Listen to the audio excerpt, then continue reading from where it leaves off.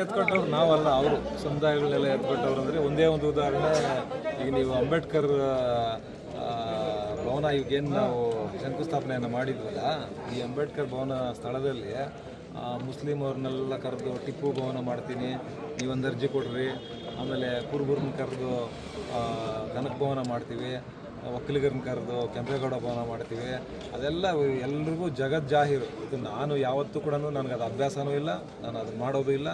ಇವತ್ತು ಕೂಡ ನಮ್ಮ ಪಕ್ಷದಲ್ಲಿರ್ತಕ್ಕಂಥವ್ರು ಕೂಡ ಕೆಲವರೆಲ್ಲ ಯಾವ ಸಮುದಾಯದವರು ಅಂತ ಕೂಡ ನನಗೆ ಗೊತ್ತಿಲ್ಲ. ಅಂದರೆ ನನಗೆ ಅದರಲ್ಲಿ ಕೆಲಸ ಇಲ್ಲ, ಕ್ಷೇತ್ರದಲ್ಲಿ ಏನು ಕೆಲಸ ಮಾಡಬೇಕು ಅಷ್ಟನ್ನೇ ಮಾಡ್ಕೊಂಡು ಬಂದಿದ್ದೀವಿ. ಇದೆಲ್ಲ ಅವ್ರಿಗೆ ಸೇರಿತ್ತು, ಅವ್ರು ಮಾಡ್ತಕ್ಕಂಥದ್ದು. ಹಾಗಾಗಿ ಅದಕ್ಕೇನು ಹೆಚ್ಚು ಮಹತ್ವ ಕೊಡಬೇಕಾಗಿಲ್ಲ.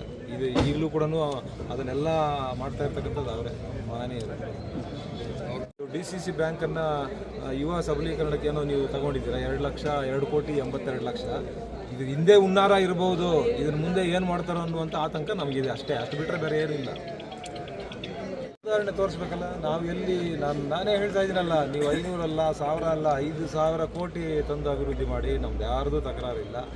ನಾವು ಕೇಳ್ತಕ್ಕಂಥದ್ದೇನು, ಈಗ ನೀವು ಅವರು ಬ್ರದರ್ ಯಾವುದೋ ಒಂದು ಕಾಮೆಂಟ್ ಮಾಡಿದ್ದಾರೆ, ಅಂದರೆ ಶಾಲೆಗಳನ್ನ ಇದು ಮಾಡ್ತಾರೆ, ಅದು ಮಾಡ್ತಾರೆ. ನಾವು ಯಾರು ಇವತ್ತು ಎಷ್ಟು ಜನ ನಮ್ಮಲ್ಲಿ ಖಾಸಗಿ ಶಾಲೆಗಳು ಅವ್ರ ಸ್ವಂತ ಜಮೀನುಗಳು ಖರೀದಿ ಮಾಡಿ ಮಾಡ್ತಾ ಇದ್ದಾರೆ. ನೀವು ಖರೀದಿ ಮಾಡಿರೋದಲ್ಲ, ನೀವು ಸರ್ಕಾರಿ ತೋಪಲ್ಲಿ ನೀವು ಮಾಡ್ತಾ ಇರೋದು ಪ್ರಶ್ನೆ ಮಾಡ್ತಾ ಇದ್ವಿ. ಈಗ ನಮ್ಮ ಈ ಭವನದ ಮೇಲೆ ಕೇಸ್ ಹಾಕಿದ್ದೀರಾ. ಏನು ನಾವು ನಿಮ್ಮ ಮೇಲೆ ಯಾವತ್ತೂ ಆರೋಪ ಮಾಡಿಲ್ವಲ್ಲ, ನಮ್ಮ ಮೇಲೆ ಆ ಕೇಸ್ ಹಾಕ್ಬಿಟ್ಟಿದ್ದಾರೆ ಅಂತ. ಸರ್, ಏನೋ ಕಾನೂನಲ್ಲಿ ತೊಡಕಾಗಿರ್ಬೋದು, ಮಾಡಿದ್ದಾರೆ. ನಾವು ಅದನ್ನೇ ಈಗ ಅಲ್ಲಿ ಬೆಟ್ಟದಲ್ಲಿ ಡೀಮ್ಡ್ ಫಾರೆಸ್ಟಲ್ಲಿ ಗುಹಾಂತರ ಮಾಡಲಿಕ್ಕೆ ಹೋಗಿದ್ರೆ ಕಾನೂನು ತೊಡಕಾಗಿದೆ. ನಿಮ್ಗೆ ಯಾರು ಪರ್ಮಿಷನ್ ಕೊಟ್ಟರು, ಯಾರು ಇದೆಲ್ಲ, ಯಾಕೆಂದರೆ ಅದು ಮಾಡೋಂಗಿಲ್ಲ. ಡೀಮ್ಡ್ ಫಾರೆಸ್ಟಲ್ಲಿ ಇರ್ತಕ್ಕಂಥ, ಯಾಕೆಂದರೆ ಇದು ಇವಾಗೆಲ್ಲ ಮಾಡಿರೋದು 30 ವರ್ಷಗಳ ಹಿಂದೆ ಮಾಡಿರೋದು. ಹಾಗಾಗಿ ಅದನ್ನು ಪ್ರಶ್ನೆ ಮಾಡ್ತಾ ಇದ್ದೀವಿ.